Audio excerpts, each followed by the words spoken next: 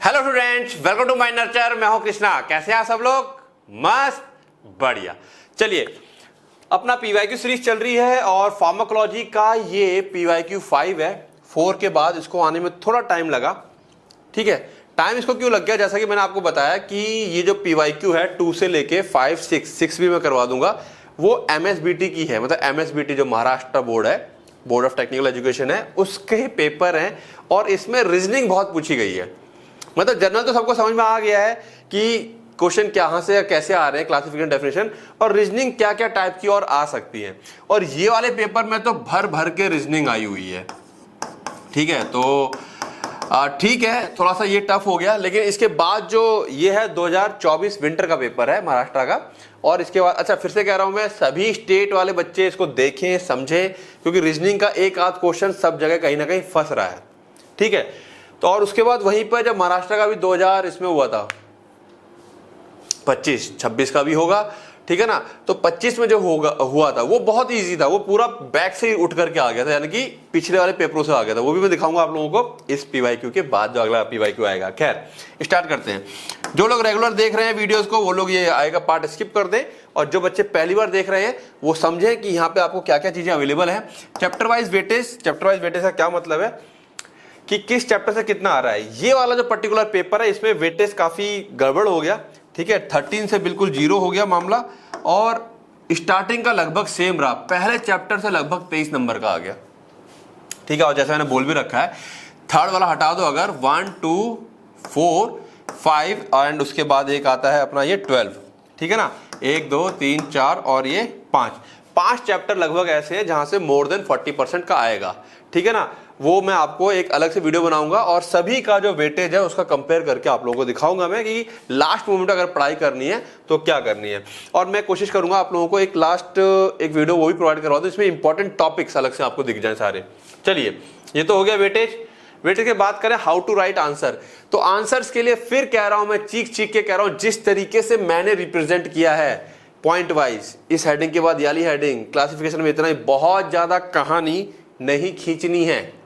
ठीक है, to the point रहना है, एक्स्ट्रा नहीं लिखना है। पेपर हिंदी में, इंग्लिश में, तो जिन स्टेट में हिंदी अलाउड है आप वहां पे बाकायदा हिंदी लिख सकते हैं। मैं कोशिश करता हूं जल्दी एक हिंदी में कुछ क्वेश्चंस, एक आध क्वेश्चन डेमो के तौर पे आप लोगों को दिखाऊं कि हिंदी में लिखेंगे तो कैसे लिखेंगे आप, और एक कैसे, मतलब डेमो में दिखाऊंगा कि 2 तरीके से हिंदी में लिखा हुआ आंसर, जिसमें एक में आपको अच्छे नंबर मिलेंगे और एक में आपको खराब नंबर मिलेंगे। दोनों दिखाऊंगा आप लोगों को मैं। और हाउ टू सॉल्व एमसीक्यू, बेटा एमसीक्यू के लिए मैं पहले ही बोल चुका हूं, डिटेल स्टडी चाहिए। बैक मतलब जितने टॉपिक आप पीवाईक्यू में कवर करेंगे वो एमसीक्यू अलावा जो क्वेश्चंस आए हुए हैं, वो हेडिंग्स वगैरह आप पूरी कवर कर लेते हैं तो आप मोर देन 60 से 70% एमसीक्यू कवर कर ले जाएंगे। अगर आप पुराने टॉपिक अच्छे से करके जा रहे हैं जो पीवाईक्यू के हैं। सिर्फ एमसीक्यू के ऊपर ही डिपेंड रहेंगे कि प्रीवियस वाले रिपीट होंगे, तो वो केवल 20 से 30% ही रिपीट होते हैं। एग्जैक्ट, बिल्कुल डिट्टो रिपीट जिसे कहा जाता है। ठीक है, चलिए, बात बाकी हमारी जो एप्लीकेशन है माइंड नर्चर, वहां पर आपको मोर देन 7+ पेपर, ठीक है ना, धीरे धीरे करके हम आपसे अपडेट कर रहे हैं। जिन लोगों के एग्जाम अभी जल्दी में है उनको, जल्दी इन द सेंस कि ये जैसे आज जल्दी का मतलब हो गया कि आज की डेट के हिसाब से 2-4 दिन के अंदर है, तो उनके लिए गड़बड़ मामला है। अदरवाइज मोर देन 7+ पेपर, यानी कि लगभग 10 या उससे ऊपर पेपर हम डिस्कस करके सॉल्व करके डालेंगे। रिकॉर्डेड वीडियो रहेगी, चैप्टर वाइज पीवाईक्यू का ब्रेकडाउन रहेगा वहां पर। चैप्टर वाइज का क्या मतलब है, ठीक है, कि किस चैप्टर से, जैसे कि ये पीवाईक्यू है, इसमें करीब 20, तो टोटल क्वेश्चन काउंट करें तो 38 क्वेश्चन हो जाएंगे करीब, तो कौन सा क्वेश्चन चैप्टर 1 से 2 से 3 से, वो बकायदा ब्रेकडाउन करके मैंने एप्लीकेशन पे अपलोड किया हुआ है, जो जो पूरे होते जा रहे हैं। ठीक है ना, इसका भी अपलोड कर दिया, आप लोग वहां चेक कर सकते हैं। और चैप्टर वाइज वेटेज दे ही दिया है। इंग्लिश और हिंदी की पीडीएफ बाद में अपलोड करूंगा, इंग्लिश के बाद। ठीक है, चलिए, ऐप में वो सब अवेलेबल रहेगा आपको, जिसका प्राइस मात्र 300 रखा है। इसका रीजन क्या है, बहुत से बच्चे लास्ट मोमेंट पे केवल पीवाईक्यू आए उनके इर्द गिर्द ही रहना चाहते हैं, तो अलग से एक रहेगा, यहाँ रिकॉर्डेड सारा कंटेंट रहेगा। ठीक है, तो वहां आपको काफी हेल्प रहेगी। चलिए, स्टार्ट करते हैं अपना चैप्टर वाइज। टिप वही है, डेफिनेशन क्लासिफिकेशन पे बहुत ज्यादा फोकस कीजिएगा, सारा कुछ मामला यहीं से आने वाला है। स्टार्ट करें, चलिए। तो पहला क्वेश्चन है, explain pharmacological action of acetyl choline. Acetyl choline का फार्माकोलॉजिकल एक्शन की बात कर रहा है। Why acetyl choline is not used clinically. ठीक है, ये भी एक अच्छा क्वेश्चन है, एसिटाइलकोलिन को हम क्लिनिकली यूज क्यों नहीं करते।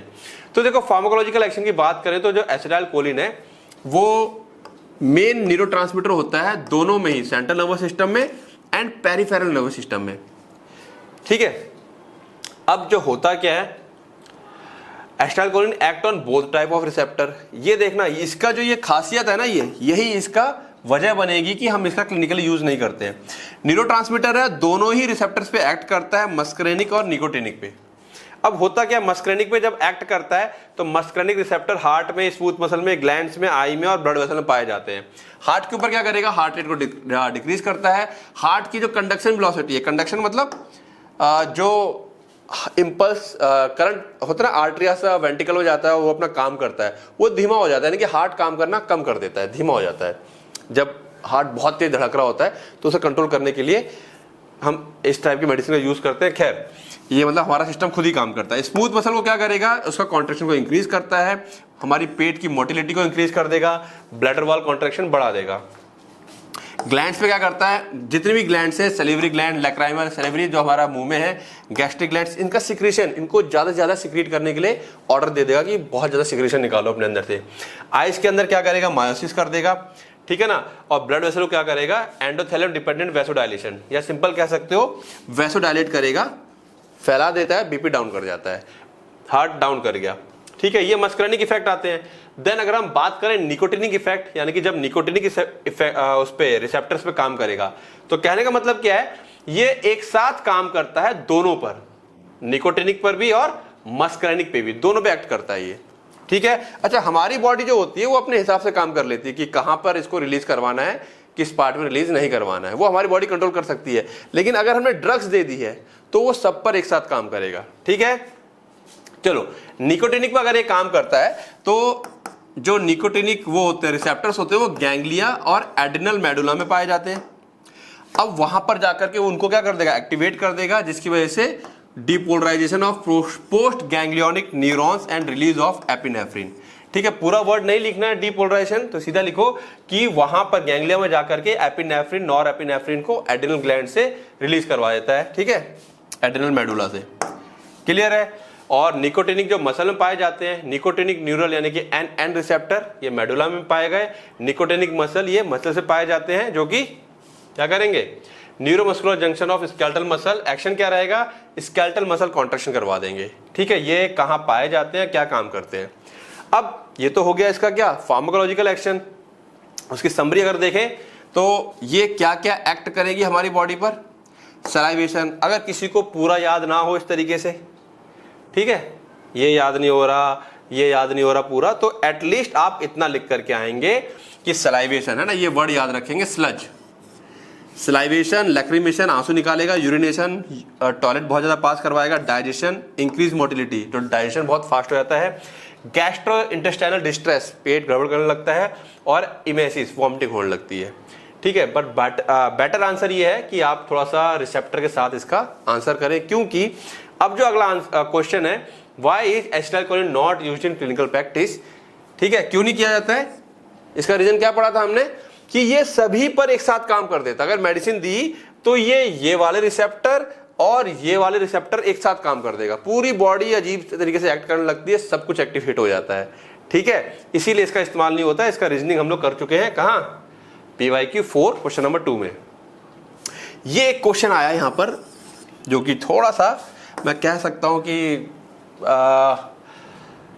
उसमें आना चाहिए था एक्चुअली, फार्माकोथेरेपेटिक्स में। ठीक है, बट ये इसमें आ गया कि how cancer is treated in different ways.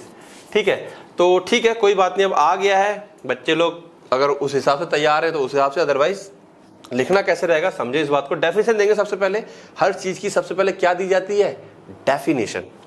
ठीक है, cancer is a disease characterised by uncontrolled abnormal growth and division of cells. हम सबको पता है कैंसर क्या होता है, सेल्स की अनकंट्रोल्ड ग्रोथ होती है, एबनॉर्मल, और लगातार डिवीजन होता रहता है, सेल बढ़ते रहते हैं। ठीक है, which can invade surrounding tissue, और वो सराउंडिंग टिश्यू में घुस जाते हैं जाकर के और फैल जाते हैं कई बार दूर तक। मान लो गले का कैंसर है, वो पेट में चला गया, ऐसे कैंसर को हम लोग क्या कहते हैं, मेटास्टेसिस कहते हैं, जब वो फैलता है बॉडी के दूसरे पार्ट में। डेफिनेशन दे दिया आपने, अब ट्रीटमेंट की बात करते हैं। समझो यहाँ पर जो ट्रीटमेंट है, क्योंकि फार्माकोलॉजी पढ़ रहे हैं तो जो मेडिसिन वाला ट्रीटमेंट वो सबसे ज्यादा इंपॉर्टेंट माना जाएगा। बट क्योंकि एक दे दिया how cancer is treated in different ways, तो थोड़े से 3-4, अभी आपका 5 मार्क्स में तो एटलीस्ट 5 पॉइंट्स यानी कि 5 वेज आप पक्का बताएंगे। ठीक है, सबसे पहला नो डाउट सर्जरी है। ठीक है, सर्जरी किस केस में की जाती है ये भी समझो। हम यहाँ पे जो ट्यूमर होता है उसे रिमूव कर देते हैं और उसके आसपास के टिश्यूज होते हैं, जो नियर बाय टिश्यूज है उसको भी रिमूव कर दिया है। It's most effective for solid. सबसे ज्यादा इफेक्टिव कब है सर्जरी? जब एक सॉलिड ट्यूमर है दैट हैव नॉट स्प्रेड, जो फैलेगा नहीं। अगर फैलने की गुंजाइश है और सर्जरी करते वक्त उसका कोई सेल या टिश्यू ब्लड के साथ आगे चला गया तो बॉडी में फैल जाता है। ठीक है, अगर फैलने वाला कैंसर नहीं है तो हम सर्जरी करके, और खासकर इनिशियल स्टेज में सर्जरी करते हैं और उसे निकाल देते हैं। एग्जाम्पल लंपेक्टोमी यानी कि ब्रेस्ट कैंसर है, कोलेक्टोमी यानी कोलोन कैंसर है, और लिम्फ नोड का डिसेक्शन है वो इसके अंदर आता है। ठीक है, चलिए रेडिएशन थेरेपी, यहां पर हम लोग क्या करते हैं, हाई एनर्जी बीम्स, एक्सरे या प्रोटॉन्स का यूज करते हैं टू किल और डैमेज कैंसर सेल, जिससे कि कैंसर सेल मर जाते हैं। अब जो रेडिएशन थेरेपी है 2 तरीके से करी जाती है।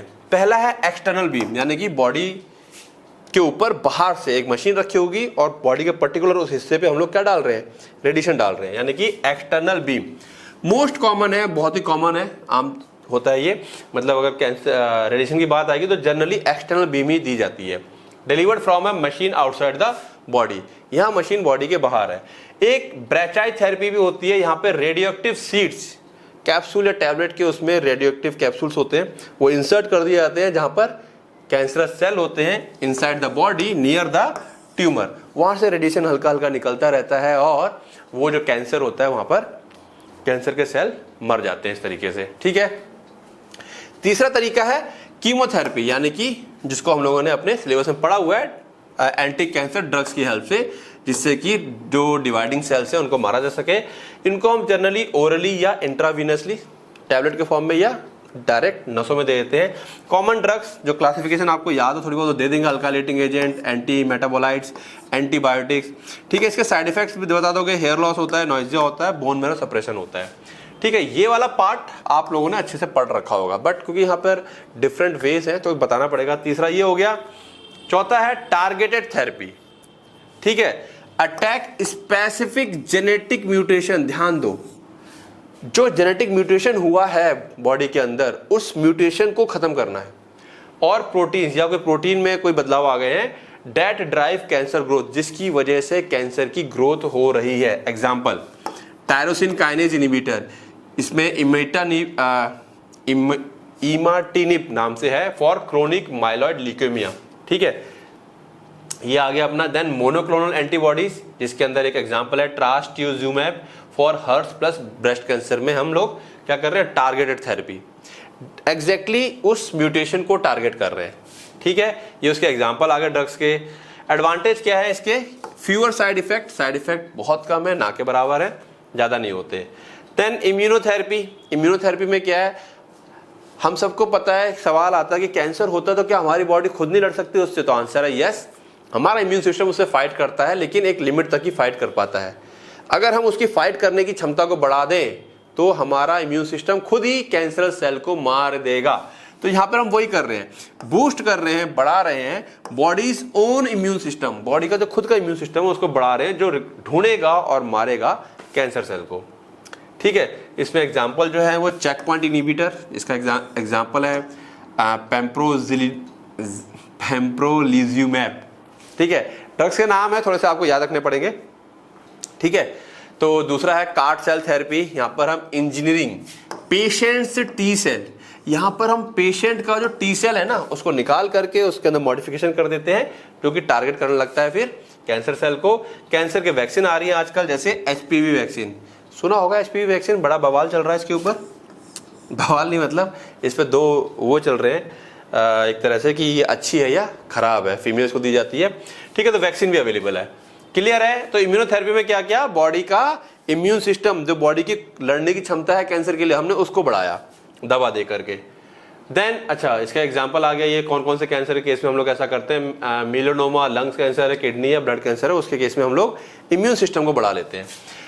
हार्मोन थेरेपी, ठीक है, हार्मोन थेरेपी कब चलेगी? ये ब्लॉक करता है या कम कर देता है हार्मोन, उन हार्मोन्स को जो प्रमोट करते हैं कैंसर ग्रोथ।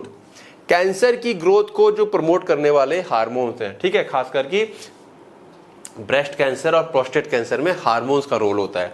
ठीक है, तो ब्रेस्ट कैंसर में जो मेडिसिन चल रही है टैमोक्सिफेन, ठीक है, ये ईस्ट्रोजन को ब्लॉक कर रही है, और दूसरा है एरोमेटेज इनहिबिटर। प्रोस्टेट कैंसर में जीएनआरएच एगोनिस्ट, ये टेस्टोस्टेरोन को डाउन कर देता है। ठीक है, क्लियर है बातें?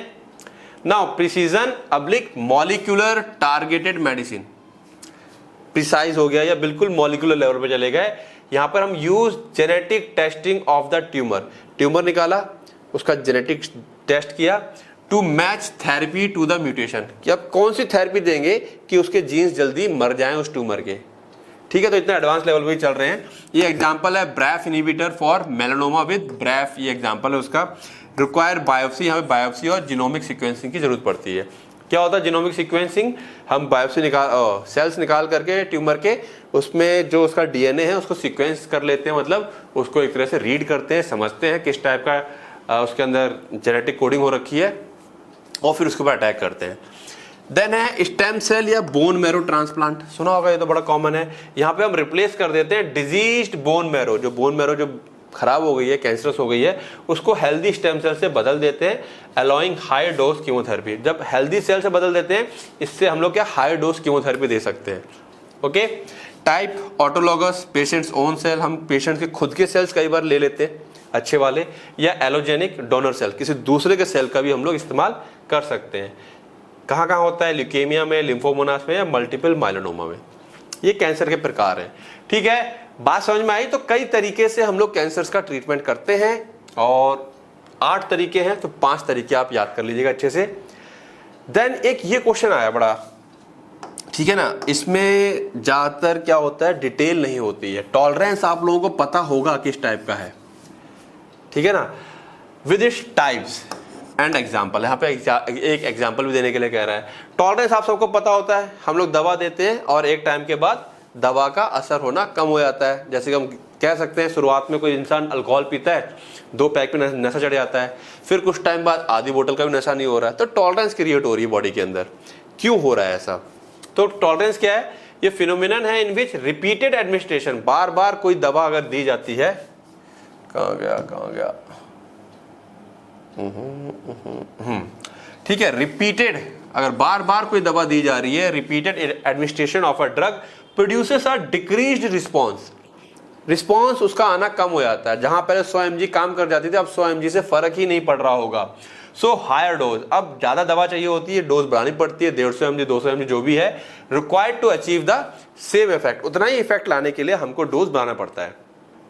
अब इसके टाइप की बात करें, ठीक है, ये टाइप्स बहुत कम लोग पढ़ के जाते हैं, सिंपल डेफिनेशन पढ़ के जाते हैं। ठीक है, तो टाइप पूछ लिया गया है। फार्माकोकाइनेटिक यानी कि मेटाबॉलिक टॉलरेंस कहा जाता है। This occurs when the body becomes more efficient at metabolising और एक्सक्रीटिंग द ड्रग।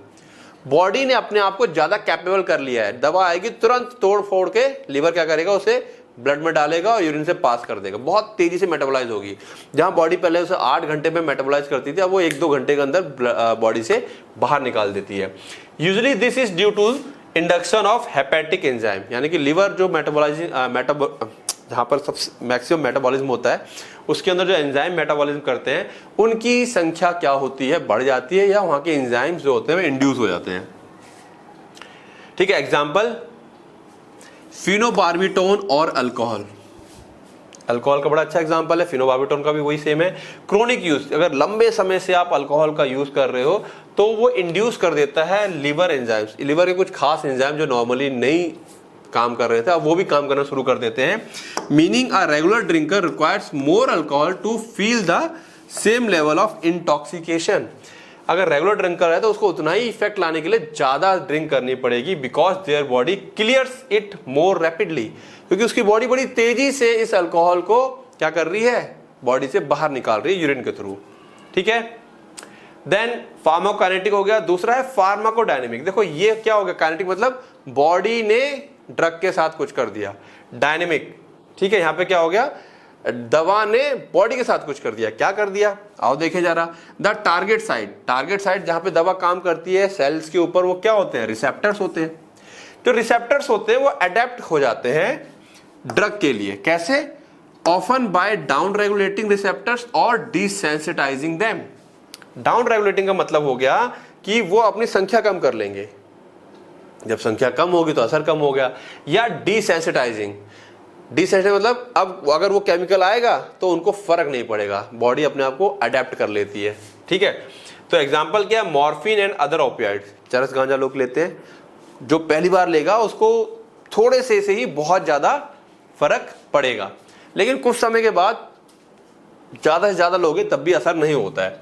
ठीक है, ओवर टाइम समय के साथ जब opioid receptors in the brain become less sensitive, वो लेस सेंसिटिव हो जाते हैं, हायर डोज चाहिए होती है फॉर पेन रिलीफ। दर्द वर्द होता है, अगर किसी को भयंकर टाइप का दर्द होता है और उसे हम लोग ओपियोइड एनाल्जेसिक दे रहे हैं, तो एक टाइम के बाद हमें डोज उसकी बढ़ानी पड़ती है। ठीक है, यानी कि काइनेटिक मतलब बॉडी ने कुछ कर दिया, डायनेमिक मतलब बॉडी के साथ कुछ हो गया, ड्रग्स ने कर दिया। ठीक, then tachyphylaxis, acute tolerance, acute तुरंत वाला। ठीक है ना, this is specific type of tolerance that develops very rapidly within few doses, एक या दो डोज खाने के बाद, या कई बार मिनट्स के अंदर हो जाता है, ये टॉलरेंस क्रिएट हो जाती है। क्यों, इसका मैकेनिज्म क्या है, often due to rapid depletion of neurotransmitter that the drug relies on to the work.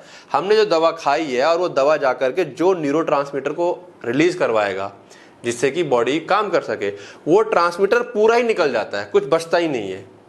समझ रहे हो ना, न्यूरोट्रांसमीटर कहाँ होता है, नर्व की एंडिंग होती है। ठीक है, एग्जाम्पल एफिड्रिन और tyramine, these drugs work by releasing stored norepinephrine. हमारी बॉडी में जितना भी नॉरएपिनेफ्रिन होता है उसको रिलीज करवाती है ताकि काम हो सके। ये जैसी जाती है तो कुछ टाइम के बाद क्या किया उन्होंने, सारा नॉरएपिनेफ्रिन रिलीज करवा दिया। Once the store are empty, store खाली हो गया, अब नॉरएपिनेफ्रिन है ही नहीं बॉडी के अंदर।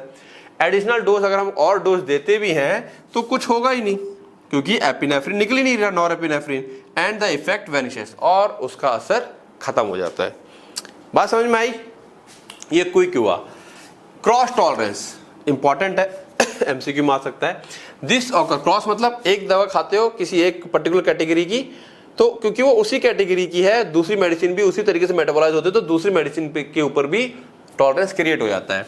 This occur when tolerance to one drug, एक कोई दवा खाई है, leads to tolerance for another drugs, एक दवा खाने से उसी की फैमिली के ग्रुप का दूसरी मेडिसिन के लिए भी टॉलरेंस क्रिएट हो जाता है।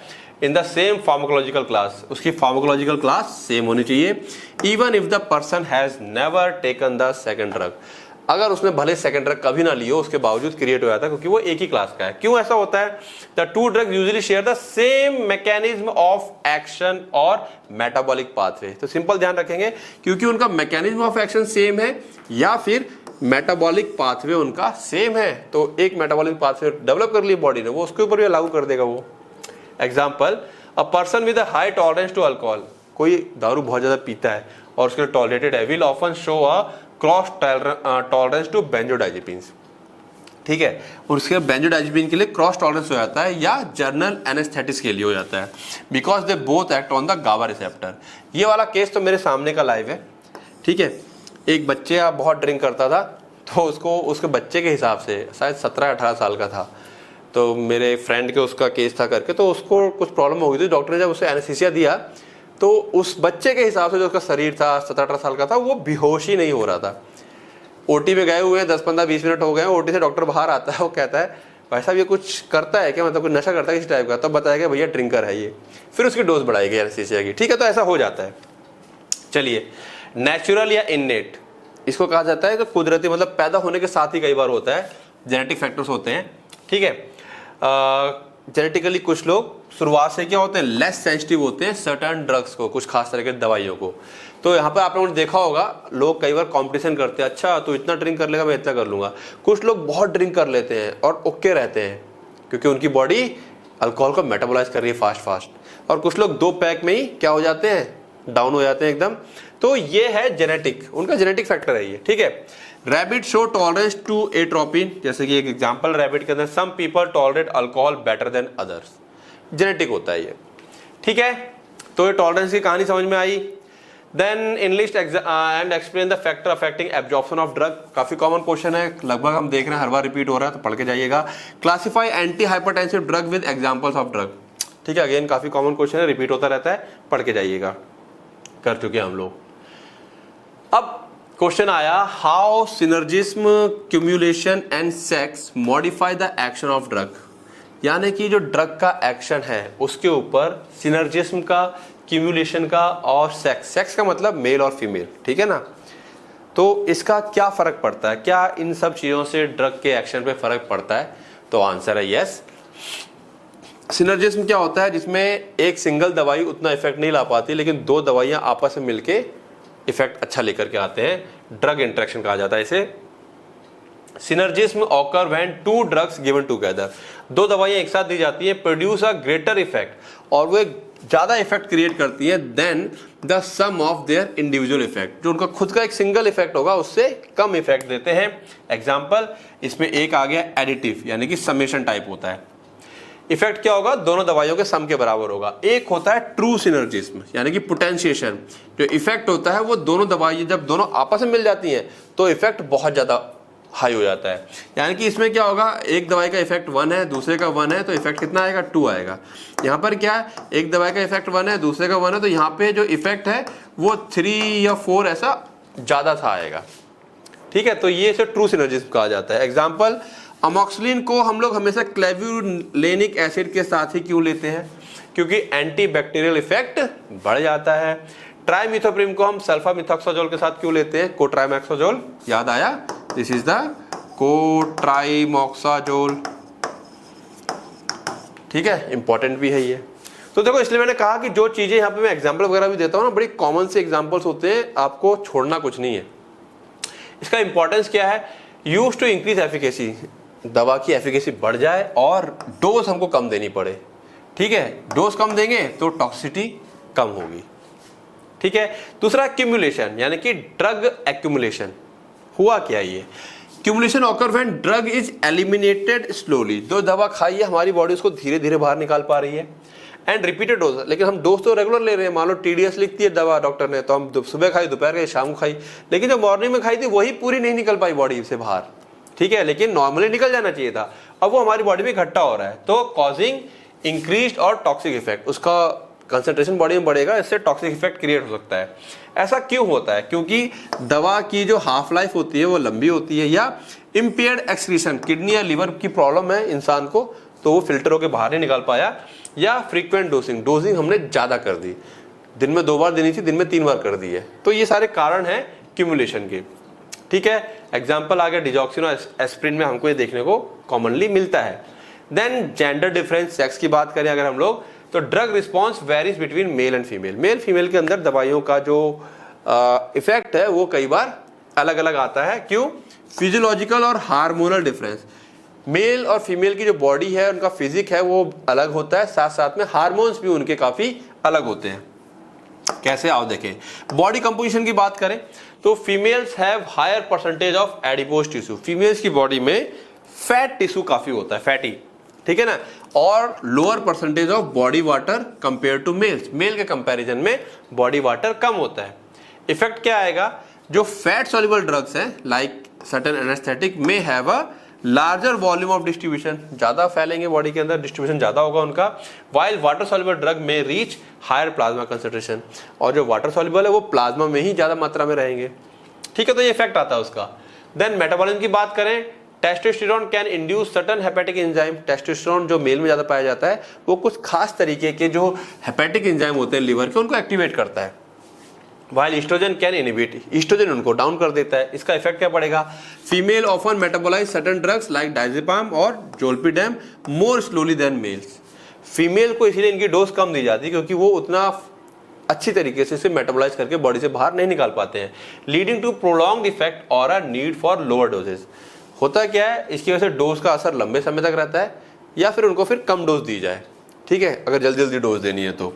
Hormonal cycles and pregnancy, changes in progesterone and oestrogen जो कि फीमेल की बॉडी में चेंज होते हैं ड्यूरिंग मेंस्ट्रुअल साइकिल और प्रेगनेंसी के समय, ये ऑल्टर कर देते हैं गैस्ट्रिक एम्प्टिंग, पेट जो है वो किस जो खाली होने का जो प्रोसेस है वो बदल जाता है, and renal clearance. Renal clearance याद है, किडनी जो फिल्टर करती है, मतलब ब्लड को साफ कर रही है, पर मिनट कितना साफ करती है, उसे रीनल क्लियरेंस कहते हैं, वो चीज बदल जाती है। तो प्रिकॉशन क्या है, specific drugs are contraindicated during pregnancy. कुछ खास दवाइयां प्रेगनेंसी के समय कॉन्ट्रा इंडिकेटेड होते हैं, जैसे कि टेट्रासाइक्लिन। ये एक क्वेश्चन भी आया हुआ है अलग से, तो मैंने कहा ना मैं आंसर्स के अंदर भी एग्जाम्पल कोशिश यही कर रहा हूं कि वो एग्जाम्पल दूं जो आपके रिपीटेशन में चलते हैं। टेट्रासाइक्लिन प्रेगनेंसी में नहीं दी जाती है क्योंकि वो एक प्रॉब्लम होती है टेराटोजेनिसिटी। बच्चे को जो प्रॉब्लम हो जाती है उसको टेराटोजेनिसिटी कहते हैं, दवाई की वजह से बच्चे में कोई खामी आना।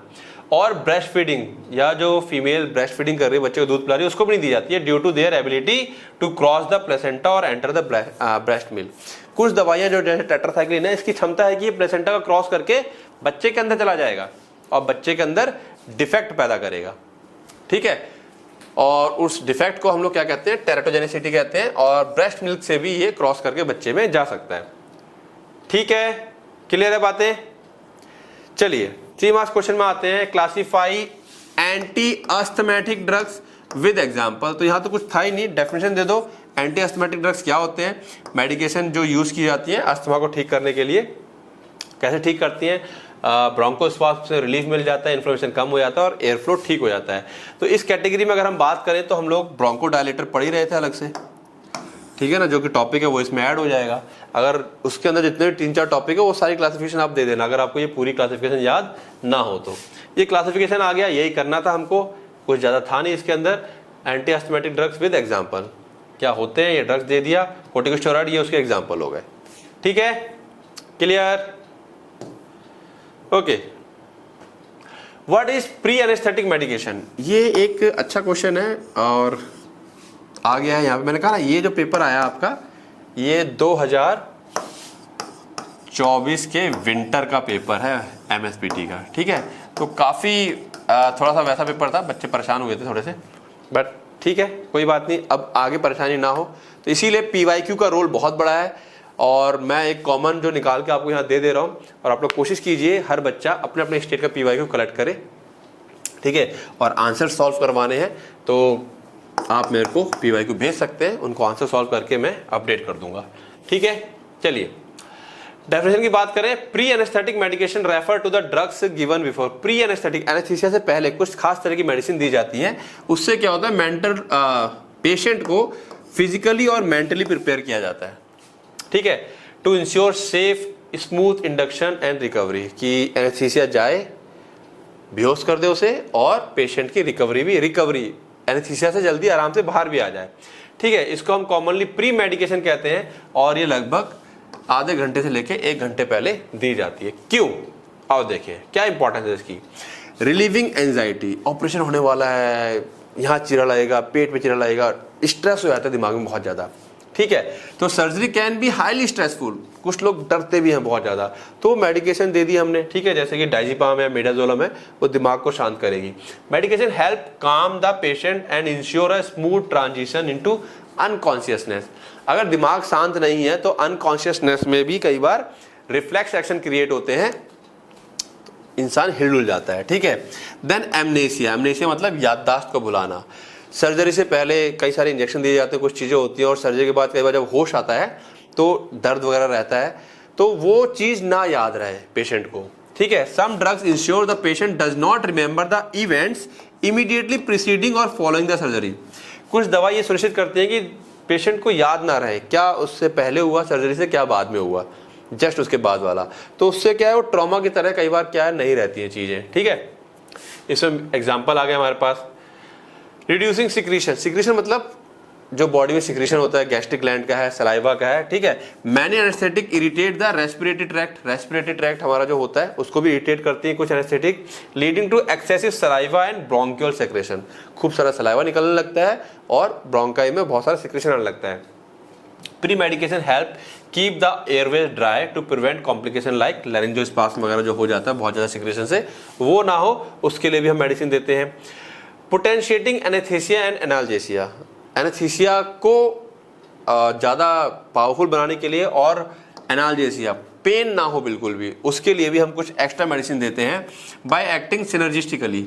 यानी कि एनेस्थीसिया बेहोश तो कर रहा है, दर्द नहीं होगा, लेकिन उसके बावजूद कई बार रिफ्लेक्स एक्शन देखने को मिलते हैं, वो भी ना हो बिल्कुल, उसके लिए हम कुछ खास तरह की मेडिसिन जैसे कि मॉर्फिन है, पैथिडीन है, फेंटानिल है, ये साथ में देते हैं। इससे क्या होता है, एनेस्थीसिया का असर और ज्यादा बढ़ता है और पेन क्या होता है, पेन का इफेक्ट भी बढ़ जाता है। अब जब एनेस्थीसिया का असर इनकी वजह से और ज्यादा बढ़ेगा तो हमें एनेस्थीसिया का डोज फिर हम कम दे सकते हैं, जिससे कि उसके जो साइड इफेक्ट है, टॉक्सिक इफेक्ट है, वो बॉडी पे नहीं आएंगे। Preventing noisy and vomiting, yes, कई बार जी मचलाता है, वॉमिटिंग हो जाती है। वॉमिटिंग अगर हुई तो गले तक आएगा पेट का सारा सामान, और वापस जाने में कई बार क्या होता है, हमारा जो रेस्पिरेटरी सेंटर है वो डाउन होता है, तो वो उसके थ्रू लंग्स में चला जाता है, वो फिर दिक्कत करता है। ठीक है, post operative nausea and vomiting is a common side effect. Prophylactic drugs help minimise this discomfort.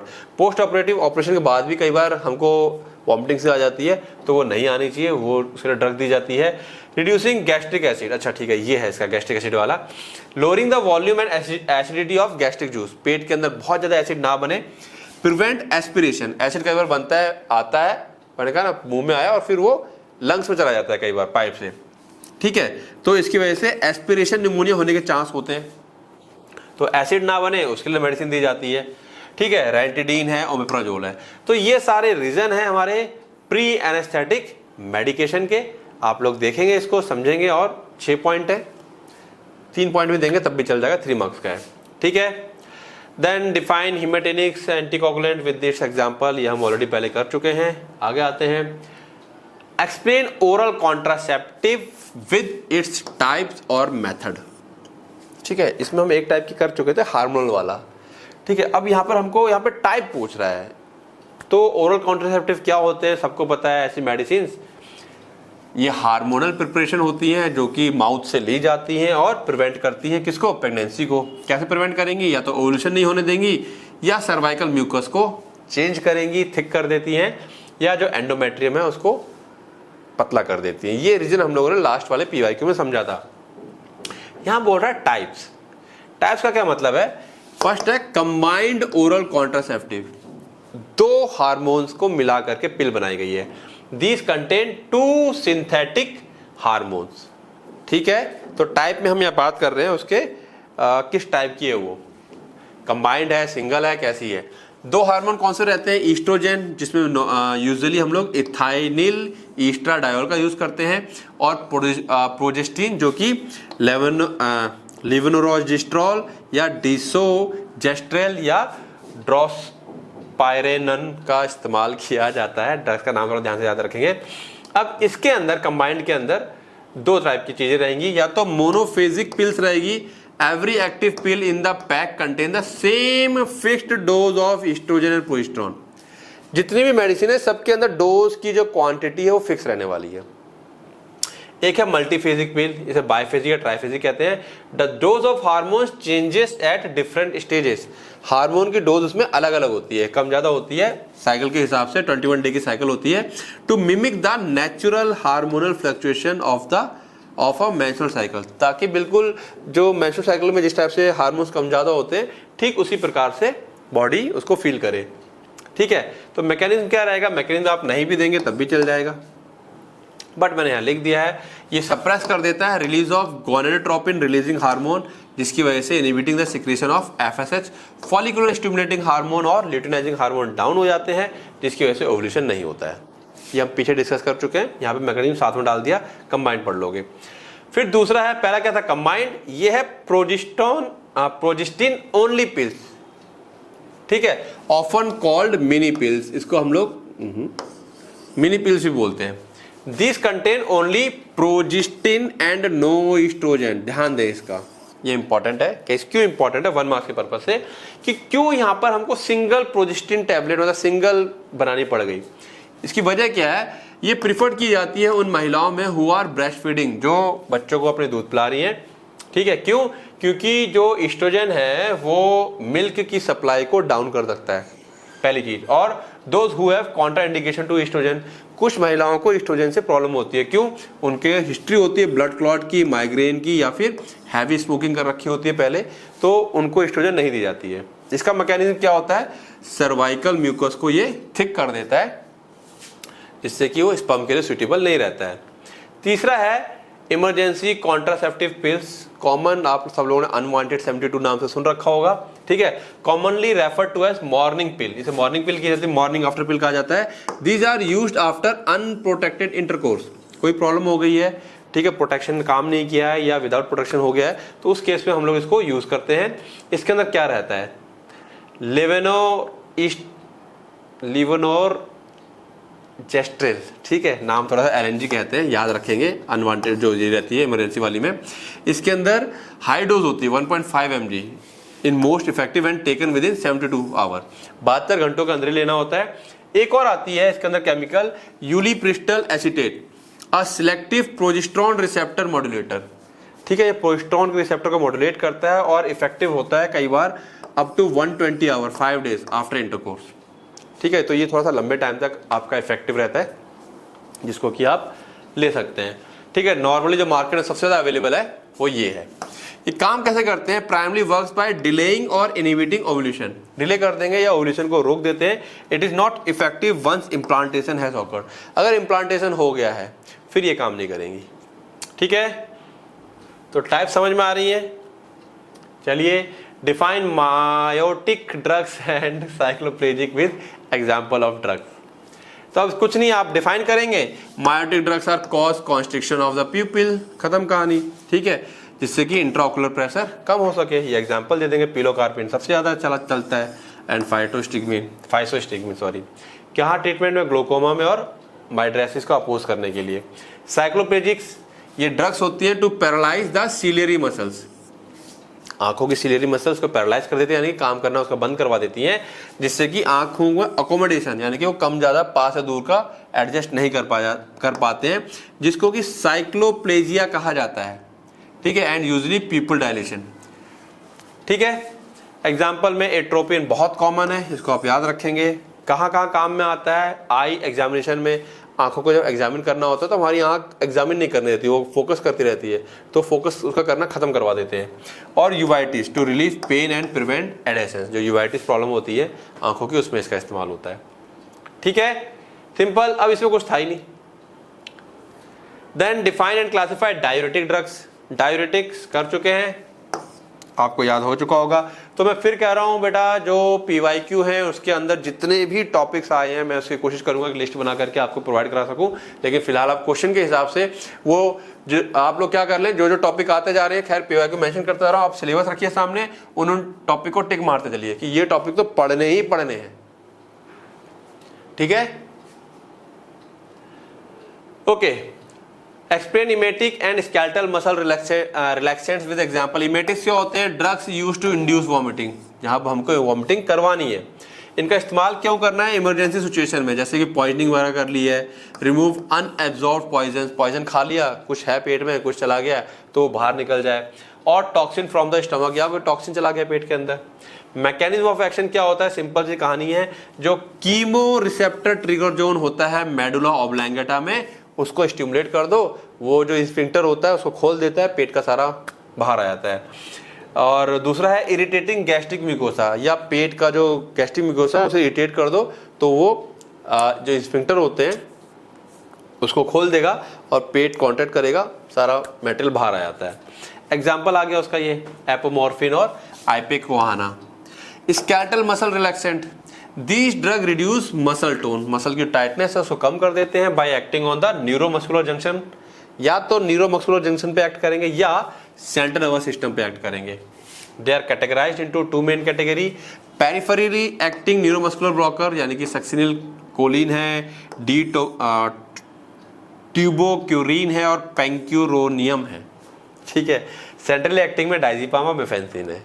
Simple कहानी, ये हम लोग पढ़ते भी हैं, CNS में है ना, ये पेरिफेरल एक्टिंग, ये चैप्टर नंबर 2 चैप्टर नंबर 4 दोनों में हमारे पास मसल रिलैक्सेंट मौजूद है। तो अब यहाँ पे जनरल दे दिया ना स्केलेटल मसल रिलैक्सेंट, ये नहीं कहा न्यूरोमस्कुलर या सेंट्रली एक्टिंग, तो हमको दोनों के बारे में बताना पड़ेगा, ठीक है। चले आगे। चलिए, ये जो 8th क्वेश्चन है ये भी चैप्टर नंबर 4 और 2 से आया हुआ है, मॉर्फिन के बारे में, कि भाई मॉर्फिन को हम लोग अगर सर में चोट लग जाए तो मॉर्फिन क्यों नहीं देनी चाहिए, या अगर पेप्टिक अल्सर है तो एस्प्रिन क्यों नहीं देनी चाहिए। तो सिंपल सी कहानी समझो, मॉर्फिन जो होता है वो क्या है, एक ओपियोइड है, काफी स्ट्रॉन्ग है, ठीक है ना। इसको बिल्कुल भी हेड इंजरी में नहीं देना है। क्यों?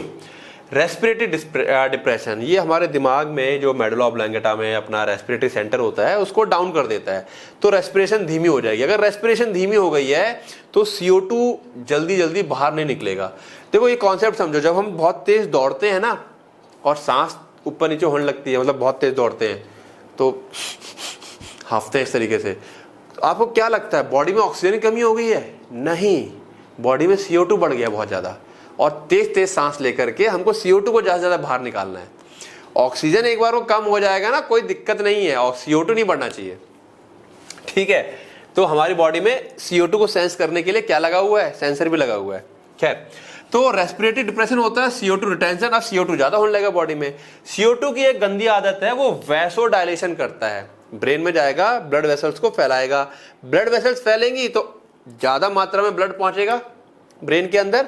अब जब ज्यादा मात्रा में ब्लड पहुंचेगा तो फिर से प्रेशर बढ़ेगा। समझो बात को, morphine depress the respiratory centre, respiratory centre को डिप्रेस कर दिया।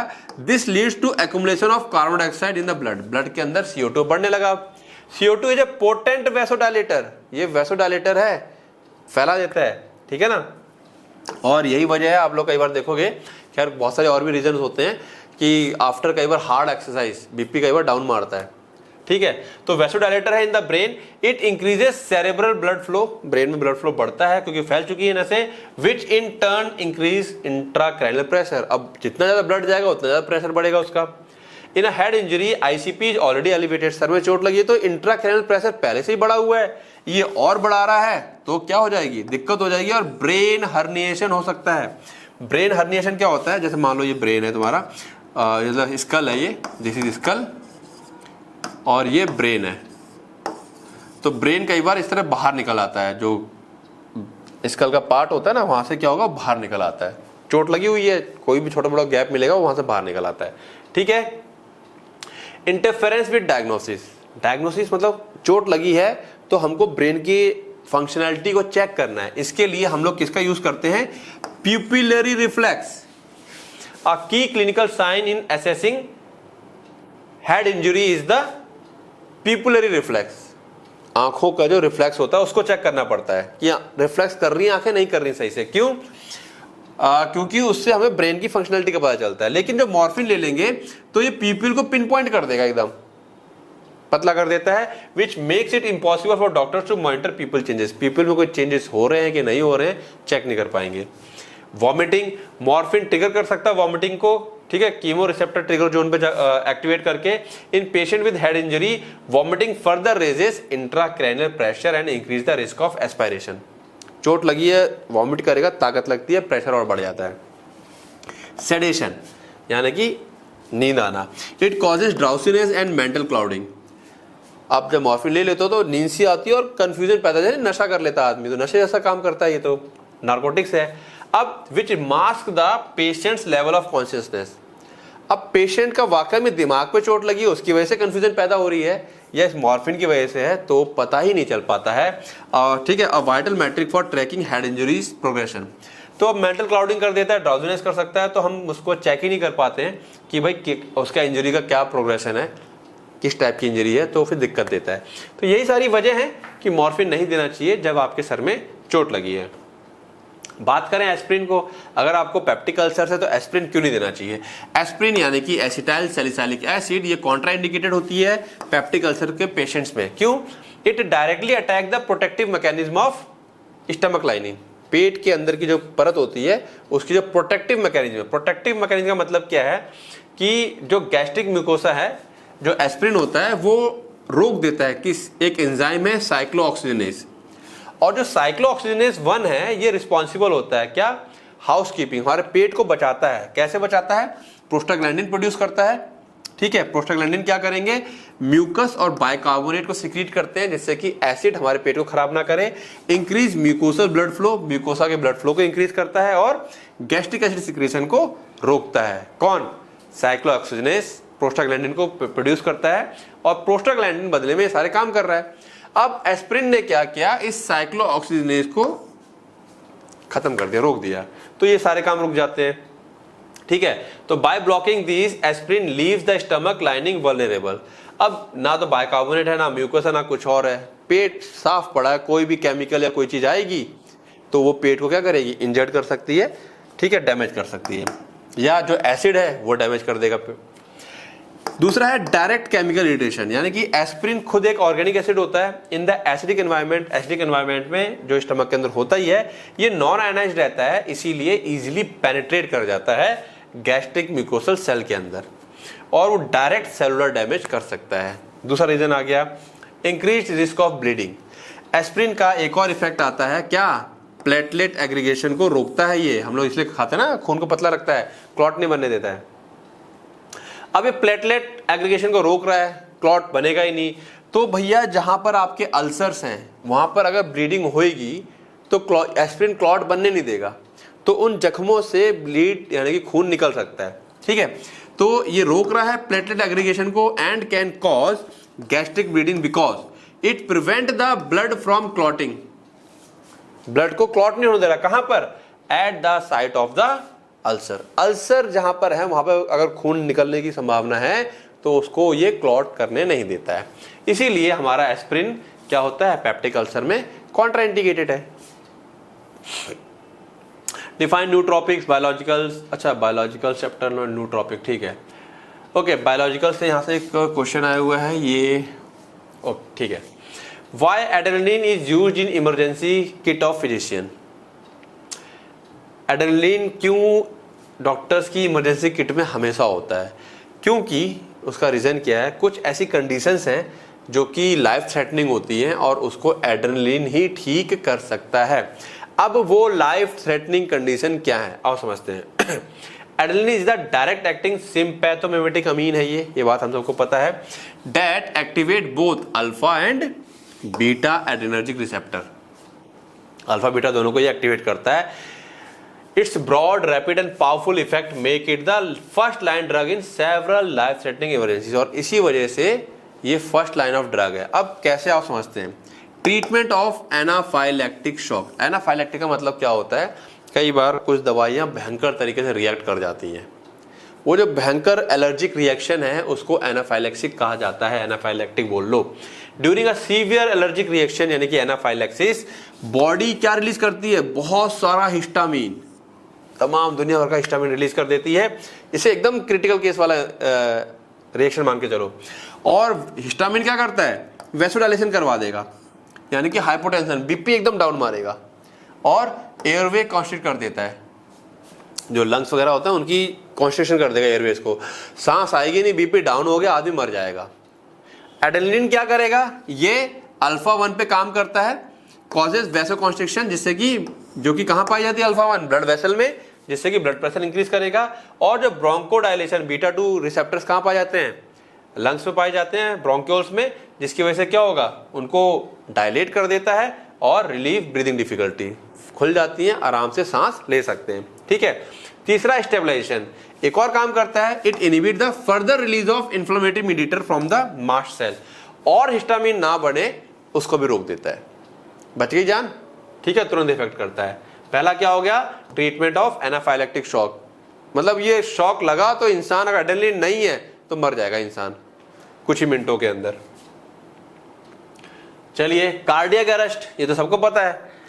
अब उसमें क्यों ये इंपॉर्टेंट है, adrenaline is the primary drug used during cardiopulmonary resuscitation, CPR इसे कहते हैं। ठीक है, when the heart has stopped beating, जब हार्ट ने काम धड़कना बंद कर दिया। अब है क्या, जो बीटा 1 रिसेप्टर होता है, एड्रेनलिन उसको स्टिमुलेट करता है। तो बीटा 1 रिसेप्टर कहां पाए जा रहे हैं, हार्ट की मसल्स में पाए जा रहे हैं। तो it stimulate heart muscles increasing the rate, उसकी रेट को बढ़ा दे रहा है, एंड फोर्स ऑफ कॉन्ट्रैक्शन, उसकी ताकत को बढ़ा रहा है। ठीक है, जिसको हम positive inotropic and chronotropic effect भी कहते हैं। तो मसल्स की इंक्रीज की कॉन्ट्रैक्शन पावर, उसका रेट तेजी से धड़काएगा और फोर्स ऑफ कॉन्ट्रैक्शन में बढ़ा देता है, तो हार्ट का काम करना चालू करवाता है। दूसरा, पेरिफेरल रेजिस्टेंस, जो ब्लड वेसल्स है, अभी हमने पीछे देखा था, उनको कॉन्स्ट्रिक्ट करेगा। ब्लड वेसल जब कॉन्स्ट्रिक्ट होते हैं, it shunts blood towards the vital organ. तो क्या हुआ, सीपीआर, ब्लड ने, हार्ट ने काम करना बंद किया, वाइटल ऑर्गन जो है हमारे ब्रेन है, हार्ट है, वहां पे जो ब्लड की सप्लाई कम हुई वो क्या होगी, बढ़ जाएगी, क्योंकि ब्लड वेसल्स क्या करेंगे, कॉन्स्ट्रिक्ट करेंगे और ब्लड की सप्लाई को ब्रेन और हार्ट की तरफ लेके जाएंगे ताकि आदमी ब्रेन डेड ना हो जाए या डेथ ना हो जाए, और जो हमारा सीपीआर होता है उसको सक्सेसफुल बनाता है। ठीक है, तीसरा है, अच्छा कार्डियक अरेस्ट हो गया, यहाँ पर ये तीसरा ऐसे आएगा, ये एक्चुअली ये होना चाहिए, तीसरा पॉइंट ये एक्यूट ब्रोंकियल अस्थमा। अब अस्थमा है तो क्या होगा, या सीवियर एक्यूट अस्थमा है तो यहाँ पर क्या होगा, पेशेंट इनहेलर्स जो होते हैं उनको भी रिस्पॉन्ड नहीं करता है, इंजेक्शन दे देंगे एड्रेनलिन का तो क्या होगा, ब्रोंकोडायलेशन हो जाएगा, एयरवेज खुल जाएंगे। ठीक है, ये हम उस पर क्लियर हो गया ये।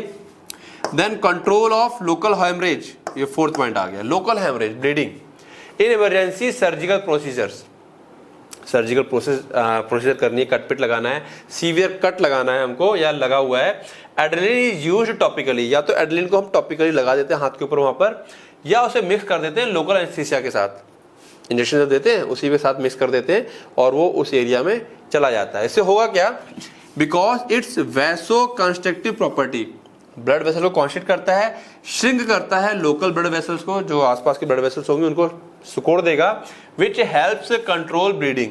अगर कोई भयंकर कट लगा हुआ है तो वहां की ब्लीडिंग को कंट्रोल, कोई ब्लड वेसल सुकोड़ जाएंगी तो ब्लीडिंग कंट्रोल होगी। And prolong the action of local anaesthesia, जो लोकल एनेस्थीसिया दिया है दर्द वर्द के लिए, सुन्न करने के लिए, उसका असर भी लंबा हो जाता है। क्यों, क्योंकि ये उसका जो एब्जॉर्प्शन है उसको स्लो कर देता है, तो वो लोकल ही रहता है, जल्दी से ब्लड में नहीं जाएगा, ब्लड में नहीं जाएगा जल्दी से तो उसी एरिया में रहेगा, लोकल एनेस्थीसिया लंबे समय तक काम करेगा। ठीक है, क्लियर है। तो ये 4 पॉइंट आ गए हमारे पास भाई एड्रेनलिन के, क्यों जरूरी है ये, तो काफी जरूरी है। Now explain anti histaminic. Anti histaminic पता ही है क्या है, जो एंटी हिस्टामाइन, हिस्टामाइन के खिलाफ काम करते हैं। जनरली ये किस पे काम करते हैं, H1 रिसेप्टर को रोकते हैं और हिस्टामाइन के काम को ब्लॉक कर देते हैं। ठीक है, और हमारे एलर्जिक रिएक्शन रुक जाती है। ये क्लासिफिकेशन है, पढ़ लेंगे आप लोग। अब यहाँ पे एक चीज लिखी है, explain antihistamine drug with example.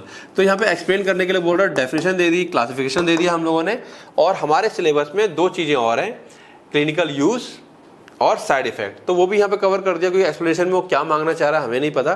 तो यहाँ पे क्लिनिकल यूज दे दिया कि भाई allergic condition like allergic rhinitis है, यूट्रिक एरिया है, उसमें काम में आएगा, कॉमन कोल्ड में काम में आता है, मोशन सिकनेस जो होती है ना, ट्रैवल करते वक्त वॉमिटिंग वगैरह, नॉइज़ा वगैरह होता है, सेडेशन सोना है कई बार, तो उसमें एज अ सहायक के तौर पे, ये सुला नहीं देगा लेकिन हाँ दूसरी दवाइयों के साथ हेल्पिंग के लिए दी जाती है। एंटीइमेटिक है, वॉमिटिंग को रोकता है, मोशन रिलेटेड जो कि सफ़र करते वक्त होती है। एनाफाइलेक्सिस यानी कि अभी हमने देखा जो भयंकर वाले रिएक्शंस होते हैं उनमें एडजुवेंट है, मतलब सपोर्टिव है, मेन नहीं है। और जो दवाई की वजह से जो एलर्जी होती है या कीड़े वगैरह काट लेते हैं, इचिंग वगैरह होती है, उसमें ये काम में आता है।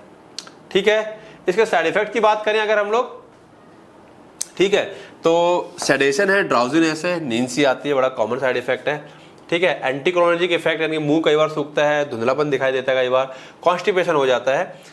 देन गैस्ट्रोइंटेस्टाइनल डिस्टर्बेंस यानी नॉइजिया वॉमिटिंग भी हो सकती है कई बार, डिजीनेस, फटीग, या बच्चों के अंदर एक्साइटमेंट है, इरिटेबिलिटी देखने को मिलती है, चिड़चिड़ापन। एलर्जिक रिएक्शन बहुत कम है, रेयर केस में है कि एलर्जी को रोकने वाला ही रिएक्ट कर जाए, आप लोगों ने सुना होगा, ठीक है, कि ऐसा हो जाता है कई बार। कार्डियोवास्कुलर इफेक्ट ये भी बहुत रेयर है, ये दोनों रेयर है, पल्पिटेशन या हाइपोटेंशन हो जाता है। क्लियर है बातें, चलिए आगे। चलिए अब आगे अपना 1 मार्क्स क्वेश्चन, डिफाइन फार्माकोकाइनेटिक। मेरे ख्याल से ये क्वेश्चन तो हर बच्चे को आना चाहिए। फार्माकोकाइनेटिक क्या होती है, study of what the body does to a drug, हमारी बॉडी क्या करती है दवा के साथ, यानी कि एब्जॉर्प्शन, डिस्ट्रीब्यूशन, मेटाबॉलिज्म और एक्सक्रीशन को हम लोग यहाँ पर स्टडी करते हैं। Enlist 4 route under parenteral route, PYQ covered है हमारा। मैं आंसर नहीं दे रहा हूँ इसीलिए, ताकि अगर आपने नहीं पढ़ रहे हो या नहीं पता जाके देखो। प्लेसेबो ये भी हमने पढ़ा था, क्या होता है ये, कोई बताएगा, कमेंट करो फटाफट। प्लेसेबो इफेक्ट कौन सा वाला रिलीफ है। आगे आते हैं डिजिटलिस एक्टॉन, ये भी पहले कर चुके हैं बट ठीक है, कार्डियोटोनिक होते हैं ये digitalis. Following are the gastric antacid except, इनमें से, ऐसा ये क्वेश्चन है, इसमें सारे एंटासिड है एक को छोड़ के, तो जिसको क्लासिफिकेशन याद है कर ले जाएगा। Classification very important. Dash is used in treatment of hyperthyroidism, ये क्वेश्चन भी आया, उल्टा घुमा के आया था ये। Codeine clinically is used as, codeine क्या होता है हम सबको पता, खांसी में इस्तेमाल होता है, तो एंटीटसिव, सूखी खांसी के लिए। डिफाइन म्यूकोलाइटिक एजेंट, ये वाला क्वेश्चन भी पता होना चाहिए। म्यूकोलाइट क्या होता है, हमारे कफ को जो गाढ़े से पतला करता है और बाहर निकालता है। Mucolytics are drug that liquefy, पतला कर देते हैं, या reduce the viscosity of mucus, जो गाढ़ापन है कफ का उसे कम कर देते हैं, जिससे कि हमारी बॉडी उसे बाहर निकाल सके। Pilocarpine used in the treatment of, बताएं फटाफट, कमेंट करें, ठीक है, पता होना चाहिए अब ये। Penicillin shows dash as adverse effect, penicillin की अगर मैं बात करूं तो पेनिसिलिन किस टाइप के इफेक्ट दिखाता है, तो पेनिसिलिन का आप लोगों ने केस पढ़े होंगे, पेनिसिलिन सबसे ज्यादा क्या दिखाता है, हाइपर सेंसिटिविटी रिएक्शंस होती है, ठीक है। Then tetracycline is the drug of choice in treatment of which disease, ठीक है। तो यहां पर कई सारी हैं, कॉलरा आप लोग ज्यादातर सुने होंगे, बट कॉलरा भी है, रिकेट्सियल इन्फेक्शन भी है और क्लेमाइडियल इन्फेक्शन भी है। Name one anti fungal drug, अब इसका क्लासिफिकेशन हम लोग पहले कर चुके हैं, तो उम्मीद है इसका एग्जांपल आप लोगों को पता होगा। तो मैंने कहा ना काफी सारी चीजें रिपीट होती हैं। To avoid adverse effect isoniazid is taken with, यह आया था रीजनिंग वाले क्वेश्चन में कि आइसोनियाजिड के साथ हम पायरिडॉक्सिन को क्यों लेते हैं साथ में, याद आया, B6, ठीक है। तो क्वेश्चन उलट पुलट करके भी आते हैं। Following drugs are avoided in pregnancy except, कौन सा ड्रग अवॉइड किया जाता है इसको छोड़कर, तो मॉर्फिन भी अवॉइड है, अर्गोड भी, परगेटिव भी, लेकिन फॉलिक एसिड दिया जाता है, ठीक है, सिंपल था ये। Which drug show ototoxicity as a side effect, कान का जो दिक्कत कर देता है, उसमें अमीनोग्लाइकोसाइड एंटीबायोटिक्स है, जैसे जेंटामाइसिन, स्ट्रेप्टोमाइसिन या अमिकेसिन। इसके अलावा लूप डायूरेटिक फ्यूरोसमाइड भी इसमें शामिल है, ठीक है। तो आप ये ऑटोटॉक्सिसिटी कौन से ड्रग्स करते हैं ये नाम याद रखेंगे या उसकी क्लास, दोनों याद रखेंगे। व्हाट इज कोट्राइमोक्साजोल, अगेन काफी कॉमन है, ठीक है, पढ़ते वक्त जब लेक्चर लिया तभी बताया था कि ये आता है क्वेश्चन, 1 मार्क्स में आता है। तो कोट्राइमोक्साजोल क्या है, फिक्स्ड डोज कॉम्बिनेशन है ऑफ 2 सिनर्जिस्टिक एंटीबायोटिक, जो सिनर्जिस्टिक है, जैसे कि सल्फामिथॉक्साजोल या ट्राइमिथोप्रिम का कॉम्बिनेशन होता है ये। Name the antidote for organophosphorus compound poisoning, ठीक है, ये शायद लाइव क्लास में मैंने आप लोगों को बताया था, ठीक है। इसमें कौन होता है, एट्रोपिन को देते हैं प्रालिडॉक्सिन के साथ। एट्रोपिन क्या करता है, मस्करेनिक इफेक्ट को ब्लॉक कर देता है, और प्रालिडॉक्सिन क्या करता है, to reactivate the inhibited acetyl cholinesterase enzyme, जो ये है ऑर्गेनोफॉस्फोरस कंपाउंड होते हैं, ये एसिटाइल कोलिनेस्टरेज एंजाइम को क्या कर देते हैं, वो कर देते हैं, ब्लॉक कर देते हैं, पूरी तरह से डिस्ट्रॉय कर देते हैं, तो उनको ये वापस से रीएक्टिवेट करता है। लीवोडोपा को हम लोग हमेशा किसके साथ देते हैं, कार्बिडोपा के साथ देते हैं, क्यों, this prevent the peripheral breakdown of levodopa allowing more of it reach the brain, ज्यादा से ज्यादा ये ब्रेन तक पहुंचे, उसके लिए हम इसको साथ में देते हैं।